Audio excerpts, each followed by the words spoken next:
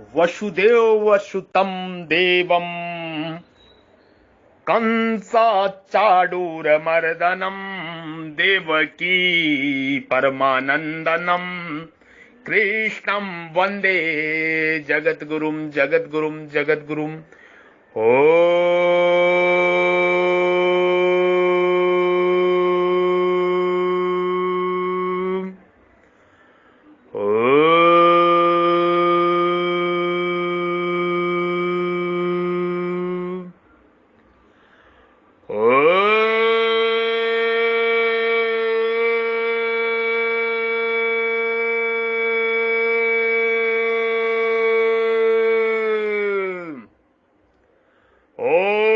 उग्रवीर महाविष्णु जलवंसर्तो मुखम नरसिंहाभिषडभद्रमर्तुम मर्तुम नमामहं नमामहं।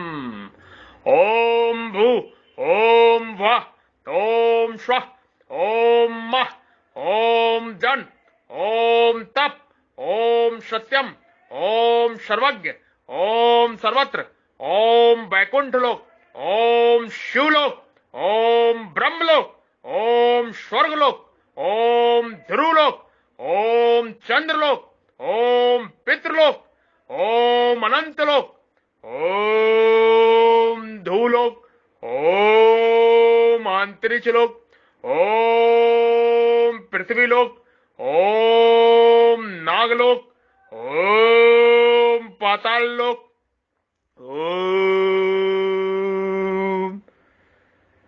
मैं केवल भगवान का हूं और केवल भगवान ही मेरे हैं। मैं केवल भगवान का हूं और केवल भगवान ही मेरे हैं। मैं केवल महादेव का हूं और केवल महादेव ही मेरे हैं। मैं परमात्मा का हूं और परमात्मा ही मेरे हैं। मैं परमात्मा का हूं और परमात्मा ही मेरे हैं। मैं आपकी शरण में हूं प्रभु, मैं आपका ही हूं। मैं आपकी शरण में हूं प्रभु, मैं आपका ही हूं। मैं आपकी शरण में हूं प्रभु, मैं आपका ही हूं। सत्य चित आनंदमय चिन्मय सच्चिदानंदन प्रभु की जय हो, जय हो, जय हो, जय हो, जय हो, जय हो, जय हो। नमो नमः, नमो नमः, नमो नमः। साधु साधु साधु साधु साधु साधु। गाय गंगा ज्ञात्री जल जंगल और जमीन प्रकृति जीव परमात्मा इस धरा के मूल प्राण तत्व हैं। इस वसुधा के मूल प्राण तत्व हैं। इनका संरक्षण रक्षा सुरक्षा आदि सृष्टि आदि सनातन जगत के लिए संपूर्ण विश्व के लिए आवश्यक ही नहीं, परम परम आवश्यक है। परम परम आवश्यक है। परम परम आवश्यक है। मैं आपकी शरण में हूं प्रभु, मैं आपका ही हूं। मैं आपकी शरण में हूं प्रभु, मैं आपका ही हूं। दीन बंधु दीनानाथ, दीन बंधु दीनानाथ मेरी डोरी तेरे हाथ। दीन बंधु दीनानाथ ले ले डोरी अपने हाथ। दीन बंधु दीनानाथ मेरी डोरी तेरे हाथ। दीन बंधु दीनानाथ ले ले डोरी अपने हाथ। ओम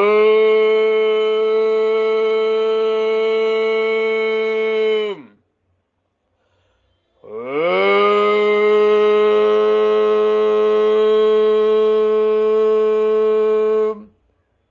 सर्वस्वच्चहं हदिं सनिष्टविष्टो मतः समृद्धि ज्ञान महापोहनाच्च वेदश्च सर्वैः रम्यो वेदो वेदांतरकृत दिव्योच्चहम्।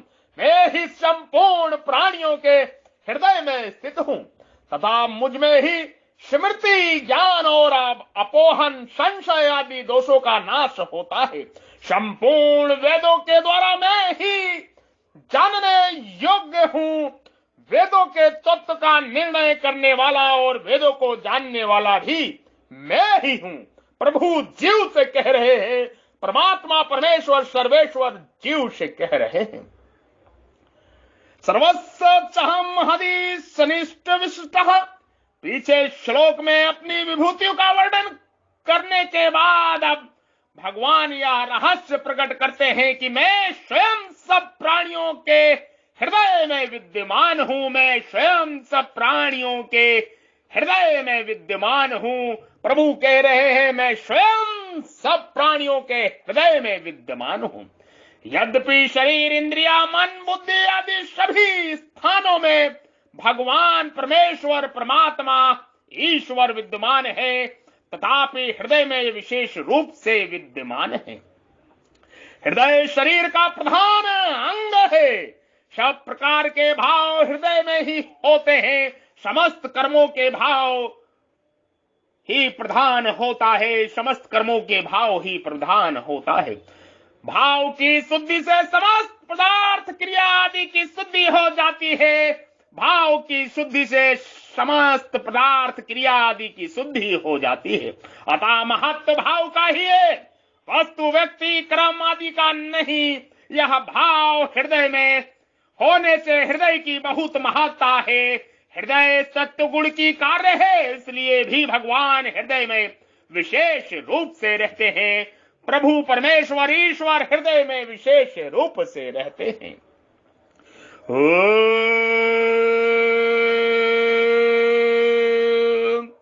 भगवान कहते हैं कि मैं प्रत्येक मनुष्य के अत्यंत नजदीक उसके हृदय में रहता हूं। भगवान कहते हैं कि मैं प्रत्येक मनुष्य के अत्यंत नजदीक उसके हृदय में रहता हूं। अतः किसी भी साधक को मेरे से दूरी अथवा वियोग का अनुभव करते हुए भी मेरी प्राप्ति निराश नहीं होना चाहिए। इसलिए पापी, पूर्णात्मा, मूर्ख, पंडित, निर्धन, धनवान, रोगी, निरोग आदि कोई भी स्त्री पुरुष, किसी भी जाति, वर्ण, संप्रदाय, आश्रम, देश, काल, प्रसूति आदि में क्यों न हो, भागवत प्राप्ति का वह पूरा अधिकारी है। भागवत प्राप्ति का, ईश्वर प्राप्ति का, परमेश्वर प्राप्ति का जो पहले से प्राप्त है उसका पूरा अधिकारी है।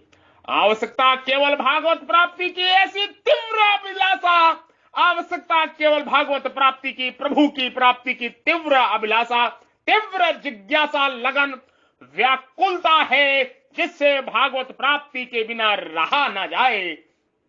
जैसे मछली पानी के बगैर नहीं रह सकती। परमात्मा सर्वव्यापी अर्थात सब जगह समान रूप से परिपूर्ण होने पर भी हृदय में प्राप्त होते हैं। जैसे गाय के संपूर्ण शरीर में दूध व्याप्त होने पर भी वह उसके स्तनों से ही प्राप्त होता है, अथवा पृथ्वी में सर्वत्र जल रहने पर भी वह कुएं आदि से ही प्राप्त होता है। ऐसे ही सूर्य, चंद्र, अग्नि, पृथ्वी, वैश्वानर आदि सब में व्याप्त होने पर भी परमात्मा हृदय में ही प्राप्त होते हैं। प्रभु हृदय में ही प्राप्त होते हैं। गीता के 13वें अध्याय का 17वां और 18वें अध्याय का 21वां श्लोक परमात्मा प्राप्ति संबंधी विशेष बात मैं कहूंगा आपसे, ताकि आपके हृदय में दो दिव्य प्रकाश, परम परम प्रकाश पुंज जागृत हो और परम ईश्वर परमेश्वर पुरुषोत्तम अविनाशी के आप दर्शन, महादेव के देवदत्त देव, आदि नारायण, अनादि नारायण महादेव के दर्शन कर सके। हृदय में निरंतर स्थित रहने के कारण परमात्मा वास्तव में मनुष्य को प्राप्त है। हृदय में निरंतर स्थित रहने के कारण परमात्मा वास्तव में मनुष्य को प्राप्त है। परंतु जड़ता, संसार से माने हुए संबंध के कारण जड़ता की तरफ ही दृष्टि रहने से नित्य प्राप्त परमात्मा प्राप्त प्रतीत हो रहे हैं, अर्थात उनकी प्राप्ति का अनुभव नहीं हो रहा है। जड़ता से श्रोता संबंध विच्छेद होते ही सर्वत्र विद्यमान नित्य प्राप्त परमात्मा तत्व स्वतः अनुभव में आ जाता है। परमात्मा प्राप्ति के लिए जो सत कर्म, सत चर्चा और सत चिंतन, सत कर्म, सत चर्चा और सत चिंतन किया जाता है, उसमें जड़ता असत्य का आश्रय रहता ही है। कारण की जड़ता स्थूल, सूक्ष्म और कारण शरीर का आश्रय लिए बिना इनका होना संभव ही नहीं है। वास्तव में इनकी सार्थकता जड़ता से संबंध विच्छेद कराने में ही है। जड़ता से संबंध विच्छेद तभी होगा जब ये सत्कर्म, सच्चर्चा, सतचिंतन केवल संसार के हित के लिए ही किए जाएं, अपने लिए नहीं। किसी विशेष साधन, गुण, योग्यता, लक्षण आदि के बदले में परमात्मा प्राप्ति होगी, यह बिल्कुल गलत धारणा है। किसी मूल्य के बदले में जो वस्तु प्राप्त होती है वह उस मूल्य से कम मूल्य की होती है, यह सिद्धांत है।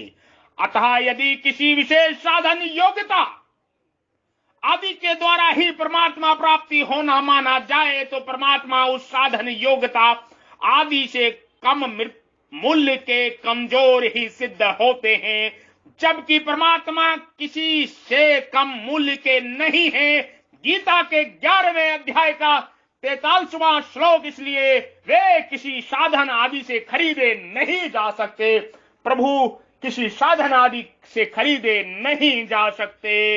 इसके सिवाय अगर किसी मूल्य, साधन, योग्यता आदि के बदले परमात्मा की प्राप्ति मानी जाए तो उनमें से हमें लाभ ही क्या होगा, क्योंकि उनसे अधिक मूल्य वस्तु, साधन आदि तो हमारे पास पहले से ही हैं। जैसे सांसारिक पदार्थ कर्मों से मिलते हैं, ऐसे ही परमात्मा की प्राप्ति कर्मों से नहीं होती, क्योंकि परमात्मा प्राप्ति किसी कर्म का फल नहीं है। प्रत्येक कर्म की उत्पत्ति भाव से होती है और परमात्मा प्राप्ति भाव के मिटने पर होती है। कारण कि भाव कृति कर्म है और परमात्मा कृति रहित है। कृति रहित तत्व को किसी कृति से कैसे प्राप्त किया जा सकता है? न सत्य कृतः कृतदः। तात्पर्य यह हुआ कि परमात्मा तत्व की प्राप्ति मन, बुद्धि, इंद्रिया, शरीर और जड़ पदार्थों का द्वारा नहीं, प्रत्युत जड़ता के त्याग से होती है। जब तक मन, बुद्धि, इंद्रिया, शरीर, देश, काल, वस्तु आदि का आश्रय है, तब तक एक परमात्मा आश्रय नहीं हो सकता। मन, बुद्धि आदि के आश्रय से परमात्मा प्राप्ति होगी, यही साधक की मूल भूल है। अगर जड़ता का आश्रय और विश्वास छूट जाए तथा एकमात्र परमात्मा का ही आश्रय और विश्वास हो जाए तो परमात्मा प्राप्ति में देरी नहीं लग सकती। परमात्मा प्राप्ति में देरी नहीं लग सकती। मतः स्मृत ज्ञानः महपोहनः च। किसी बात की भूली हुई जानकारी का किसी कारण से पुनः प्राप्त होना स्मृति कहलाती है। स्मृति और चिंतन दोनों में फर्क है। नई बात का चिंतन और पुरानी बात की स्मृति होती है। अतः चिंतन संसार का स्मृति परमात्मा की होती है। चिंतन संसार का स्मृति परमात्मा की होती है, क्योंकि संसार पहले नहीं था और परमात्मा पहले अनादि काल से है। स्मृति में जो शक्ति है वह चिंतन में नहीं है। स्मृति में जो शक्ति है वह चिंतन में नहीं है। स्मृति में कर्तापन का भाव कम रहता है, जबकि चिंतन में कर्तापन का भाव अधिक रहता है। एक स्मृति की जाती है और एक स्मृति होती है। जो स्मृति की जाती है वह बुद्धि में, और जो होती है वह स्वयं में होती है। जो होती है वह स्वयं में होती है। होने वाली स्मृति जड़ता से तत्काल संबंध विच्छेद करा देती है। होने वाली स्मृति जड़ता से तत्काल संबंध विच्छेद करा देती है। भगवान यहाँ कहते हैं कि यह होने वाली स्मृति मेरे से ही होती है। परमात्मा का अंश होते हुए भी जीव भूल से परमात्मा से विमुख हो जाता है और अपना संबंध संसार से मानने लगता है। इस भूल का नाश होने पर मैं भगवान का हूँ, मैं भगवान का हूँ, संसार मैं भगवान का हूँ, मैं भगवान का हूँ, मैं भगवान का हूँ, मैं परमेश्वर का हूँ, मैं ईश्वर का हूँ, मैं सर्वेश्वर का हूँ, मैं पुरुषोत्तम का हूँ, मैं महादेव का हूँ, मैं भगवान का ही हूँ, मैं भगवान का ही हूँ, मैं भगवान का ही हूँ, संसार नहीं। मैं भगवान का हूँ, संसार का नहीं। मैं भगवान का हूँ, मैं भगवान का ही हूं, संसार का नहीं। मैं भगवान का ही हूं, संसार का नहीं। मैं भगवान का ही हूं, संसार का नहीं। ऐसा साक्षात अनुभव हो जाना ही स्मृति है। गीता के 18वें अध्याय का 73वां श्लोक। स्मृति कोई नया ज्ञान या अनुभव नहीं होता, प्रत्युत केवल विस्मृति मोह का नाश होता है। भगवान से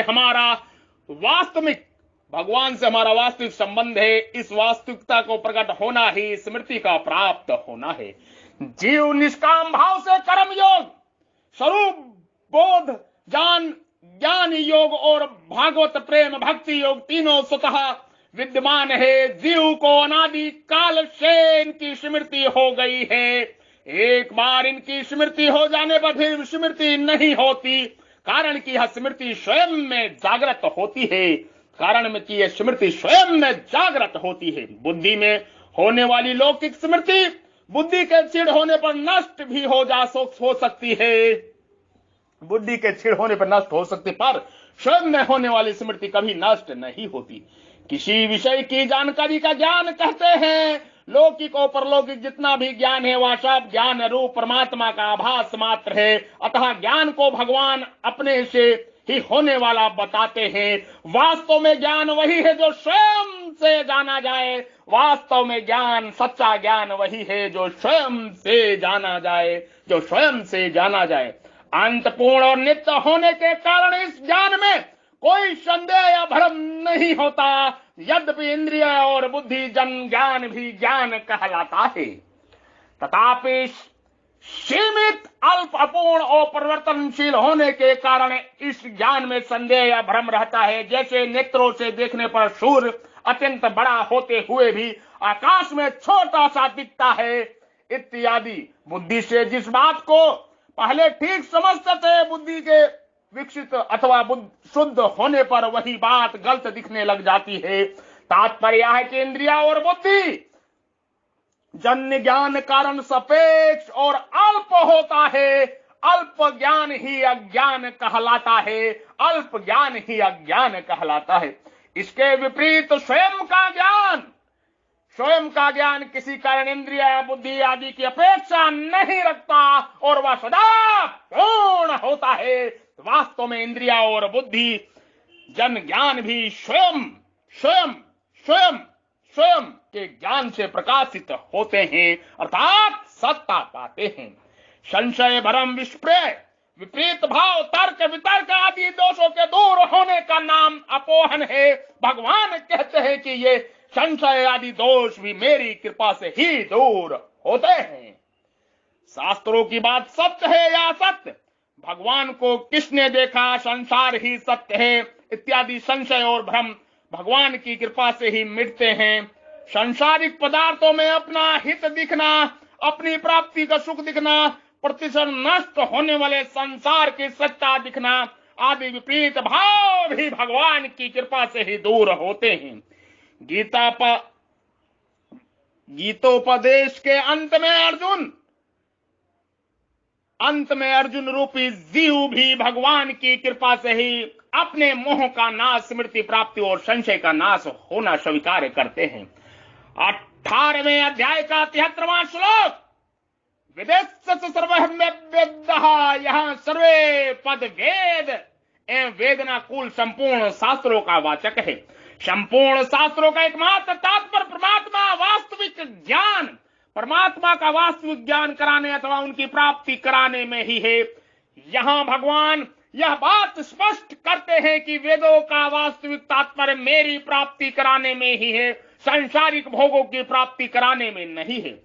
श्रुतियों में सकाम भाव विशेष वर्णन का यह कारण भी है। संसार में सकाम मनुष्यों की संख्या अधिक रहती है, इसलिए श्रुति सबकी माता होने से उनका भी पालन करती है।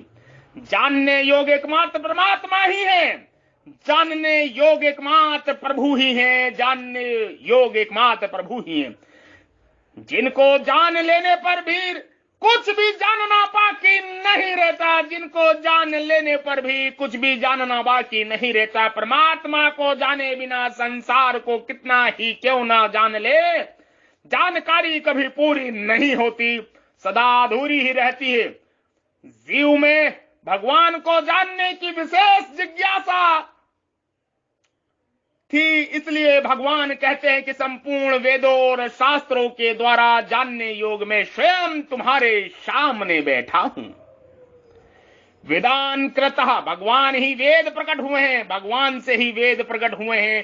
गीता के 3 अध्याय का 15वां और 17वें अध्याय का 23वां श्लोक, अतः वे ही वेदों के अंतिम सिद्धांत को ठीक ठीक बताकर वेदों में प्रतीत होने वाले विरोध का अच्छी तरह समन्वय कर सकते हैं। इसलिए भगवान कहते हैं कि वेदों का पूर्ण वास्तविक ज्ञाता होने के कारण मैं ही वेदों को यथार्थ तात्पर्य से निर्णय करने वाला हूं। वेद विदेयोत्साहम, वेदों के अर्थ भाव आदि को भगवान ही यथार्थ रूप से जानते हैं। वेदों में कौन सी बात किस भाव या उद्देश्य से कही गई है, वेदों का यथार्थ तात्पर्य क्या है, इत्यादि बातें भगवान ही पूर्ण रूप से जानते हैं, क्योंकि भगवान से ही वेद प्रकट हुए हैं।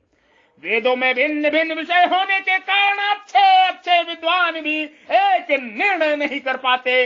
गीता के 2 अध्याय का 53वां श्लोक। इसलिए वेदों के यथार्थ ज्ञाता भगवान का आश्रय लेने से ही वे वेदों का तत्व जान सकते हैं और श्रुति विप्रापति के मुक्त हो सकते हैं, श्रुति विप्रपति से मुक्त हो सकते हैं।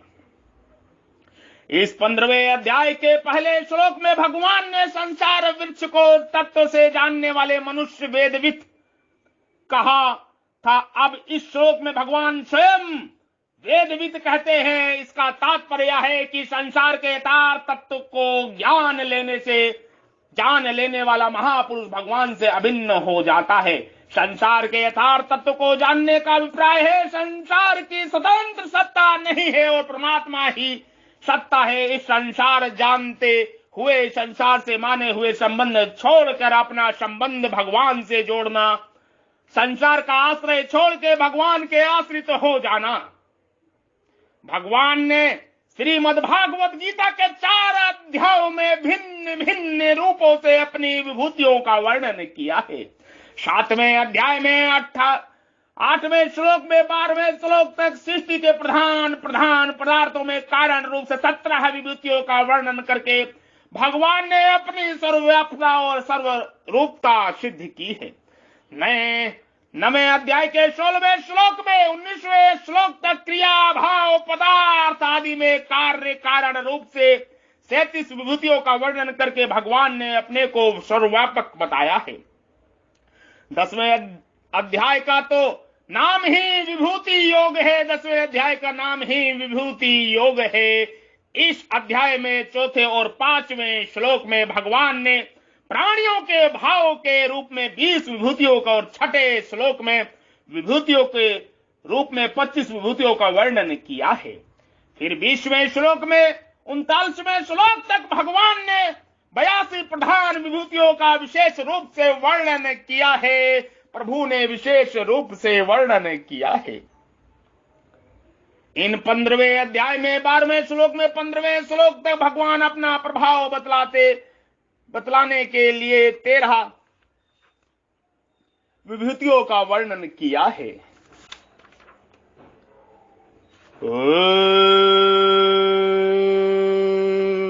इन 10 प्राणवायु में भिन्न भिन्न कार्य इस प्रकार हैं। प्राण, इसका निवास स्थान हृदय है। इसके कार्य हैं श्वास को बाहर निकालना, खाए हुए अन्न को पचाना इत्यादि। अपान, इसका निवास स्थान गुदा है। इसके कार्य है श्वासों के भीतर ले जाना, मल मूत्र बाहर निकालना, गर्भ को बाहर निकालना इत्यादि। समान, इसका निवास स्थान नाभि है। इसका कार्य है पचे हुए भोजन के रस को सब अंगों में बांटना। उदान, इसका निवास स्थान कंठ है। जब भोजन करते हैं तब उसके गाढ़े भाग और जल भाग को यह अलग करता है। सूक्ष्म शरीर को स्थूल शरीर से बाहर निकालना तथा उसे दूसरे शरीर या लोक में ले जाना भी इसी का कार्य है, उदान का ही कार्य है। व्यान इसका निवास स्थान संपूर्ण शरीर है। इसका कार्य है शरीर तथा उसके अंगों में सिकोड़ना या फैलाना। नाग इसका कार्य है डकार लेना, इसका कार्य है डकार लेना। कूर्म इसका कार्य है नेत्रों को खोलना और बंद करना, इसका कार्य है नेत्रों को खोलना और बंद करना। कृकार इसका कार्य है छींकना। देवदत्त इसका कार्य है जमाही लेना। धनंजय यह मृत्यु के बाद भी शरीर में रहता है, इससे मृत शरीर फूल जाया करता है। वास्तव में एक ही प्राण वायु के भिन्न भिन्न कार्यों के अनुसार उपयुक्त भेद माने जाते हैं।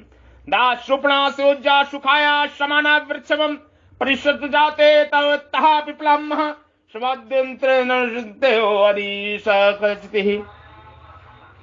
सदा साथ रहने वाले तथा परस्पर शक भाव रहने वाले दो पक्षी जीवात्मा एवं परमात्मा, दो पक्षी जीवात्मा एवं परमात्मा एक ही वृक्ष शरीर का आश्रय लेकर रहते हैं। उन दोनों में से एक जीवात्मा तो उस वृक्ष के कर्म फल को स्वाद लेकर उपभोग करता है, किंतु दूसरा परमात्मा उनका उपभोग न करता हुआ केवल देखता रहता है, देखता रहता है, देखता रहता है, निर्लिप्त नहीं होता।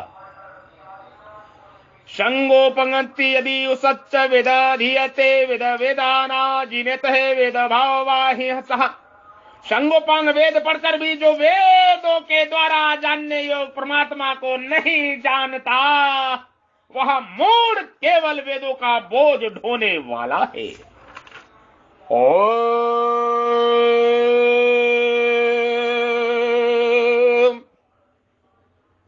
उपयुक्त चारों अध्याय में भिन्न भिन्न रूप विभूतियों का वर्णन करने से तात्पर्य यह है कि साधक को वसुदेव सर्वम वसुदेव सर्वम वसुधैव कुटुंबकम वसुधैव कुटुंबकम सब कुछ वसुदेव ही है, इस तत्व का अनुभव हो जाए। इसलिए अपनी विभूतियों का वर्णन करते हुए भगवान ने अपनी सर्वव्यापता ही विशेष रूप से सिद्ध किया है। जैसे मतम परंतरम न्यायगिन सिद्धिजस्तः, मेरे से बढ़कर इस जगत का दूसरा कोई भी महान कारण नहीं है। सदस्य सच्च महार्जन, सत और असत सब कुछ मैं ही हूं। अहम सर्वस्व प्रभातो मतः सर्वा प्रवर्तनतः, मैं ही सबकी उत्पत्ति का कारण हूं, मेरे से ही सब जगत चेष्टा करता है। ना तदस्त बिना यस्त्र भूता चराचरम, चर और अचर कोई भी प्राणी ऐसा नहीं है जो मेरे से रहित हो, अर्थात चराचर सब प्राणी मेरे ही स्वरूप है, चराचर सब प्राणी मेरे ही स्वरूप है।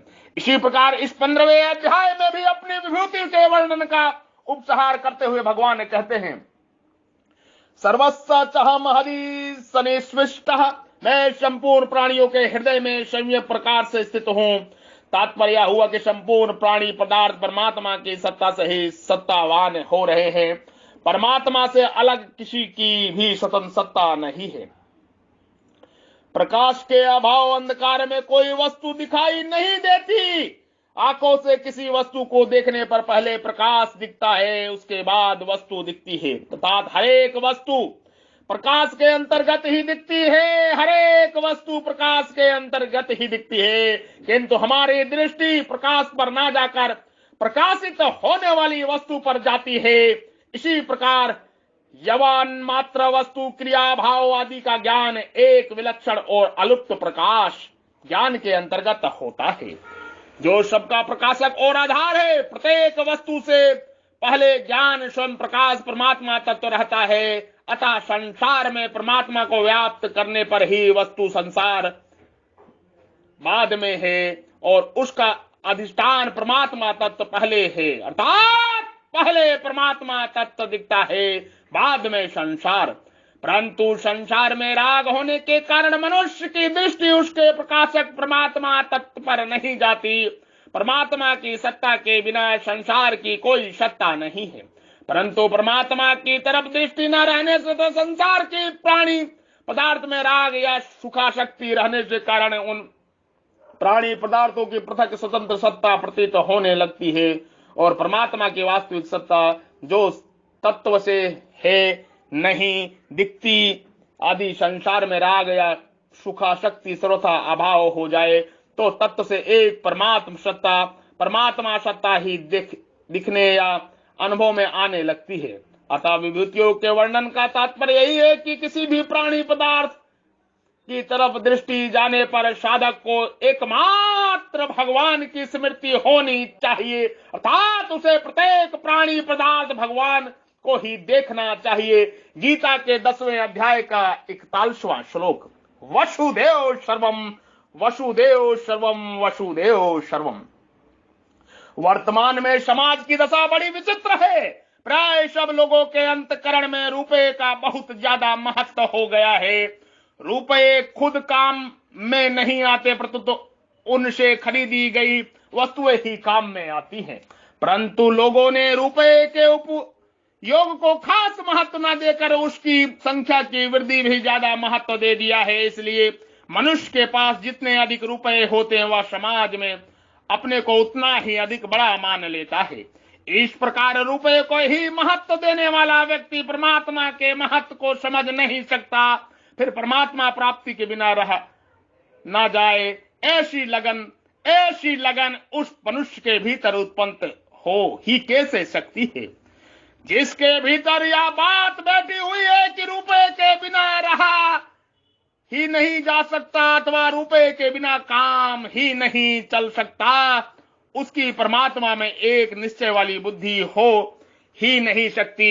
वह यह बात समझ ही नहीं सकता कि रुपए के बिना भी अच्छी तरह काम चल सकता है।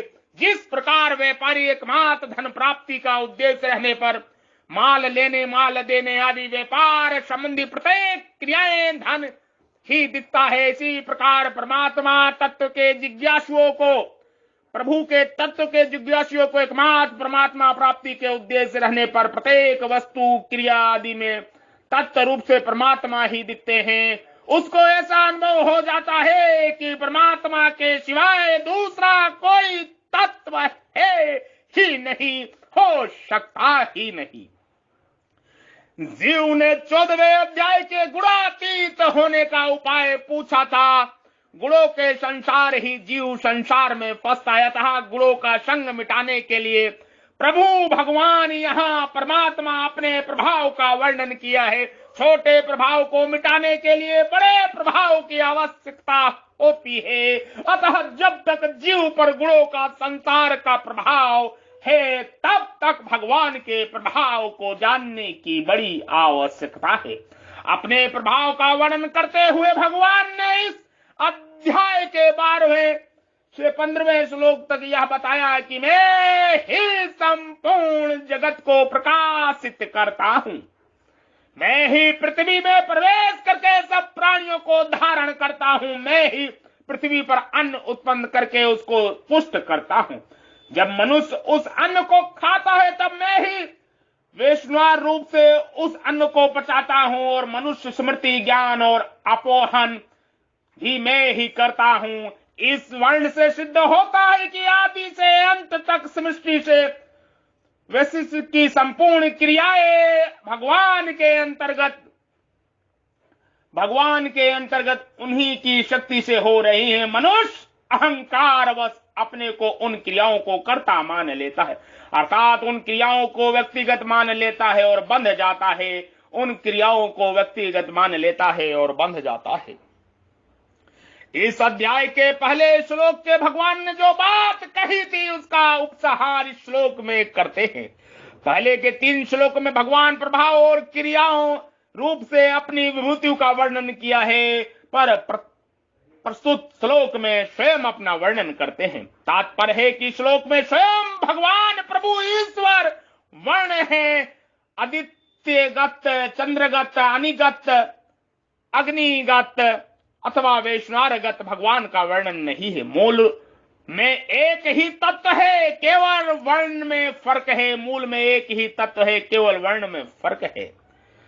ममवत्सो जीव लोको पदों से यह सिद्ध हुआ कि भगवान अपने हैं और वही सर्वस्व हम आदि सनिष्ठ विषय पदों से यह सिद्ध होता भगवान अपने में है। भगवान अपने में है प्रभु अपने में है, प्रभु अपने में है, ईश्वर अपने में है। भगवान को अपना स्वीकार करने से उनमें स्वाभाविक प्रेम होगा, भगवान को अपना स्वीकार करने में स्वाभाविक प्रेम होगा। और अपने में स्वीकार करने से उनको पाने के लिए दूसरी जगह जाने की जरूरत नहीं रहेगी। प्रभु को पाने के लिए कहीं जाने की जरूरत नहीं है, प्रभु स्वयं प्राप्त है, हृदय रूपी मंदिर में ही परम परम प्रकाश पुंज स्वरूप में विराजमान है। स्वयं के स्वरूप में स्वयं का दर्शन। प्रभु को पाने के लिए कहीं जाने की, कहीं यात्रा करने की जरूरत ही नहीं है, प्रभु स्वयं प्राप्त है। विवेक जागृत करने की आवश्यकता है, प्रभु से निश्चल सच्चा प्रेम करने की ही जरूरत है। अपोहनम पद का अर्थ है अपगत, अहोनम अर्थात संशय निवारण।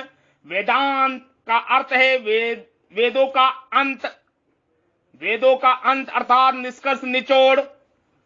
उभयरोपी दृष्टांत, भगवान कहते हैं कि वेद अनेक हैं पर उन सब में जानने योग में एक ही हूं और उन सबको जानने वाला भी मैं ही हूं। तात्पर्य है कि सब कुछ मैं ही हूं।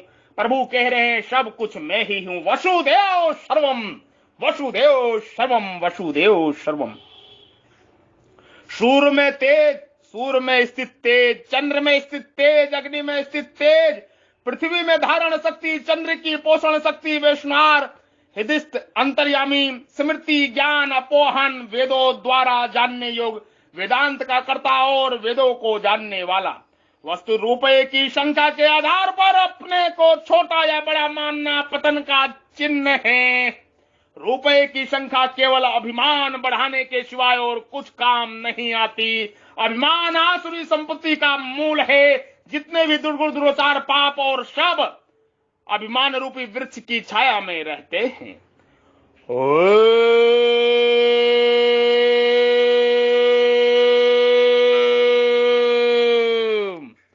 भगवान इसी अध्याय के पहले श्लोक में 15वें श्लोक तक 3 प्रकरण में क्रम संसार जीवात्मा परमात्मा, संसार जीवात्मा परमात्मा विस्तार से वर्णन किया है।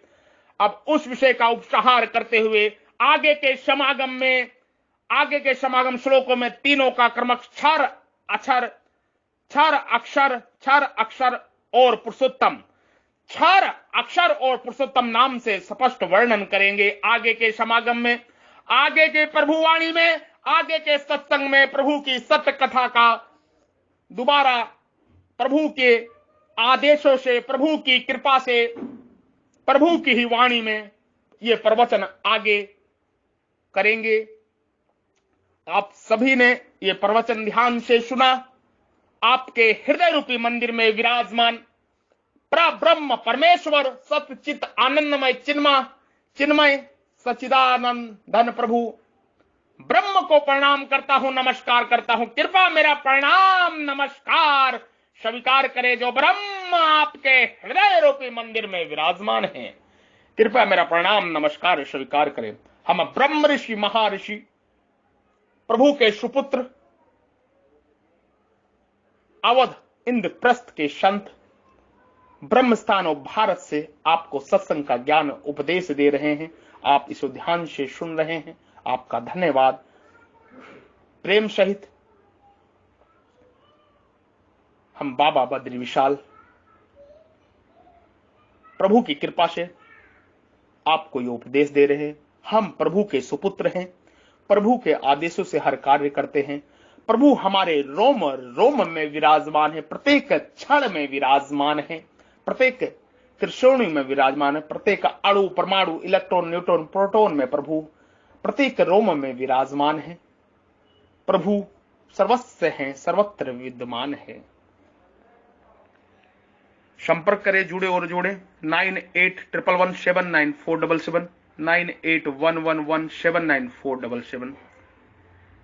जय सनातन धर्म, जय श्री ओम, जय आदि सनातन, जय श्री ओम, जय आदि सनातन। ओम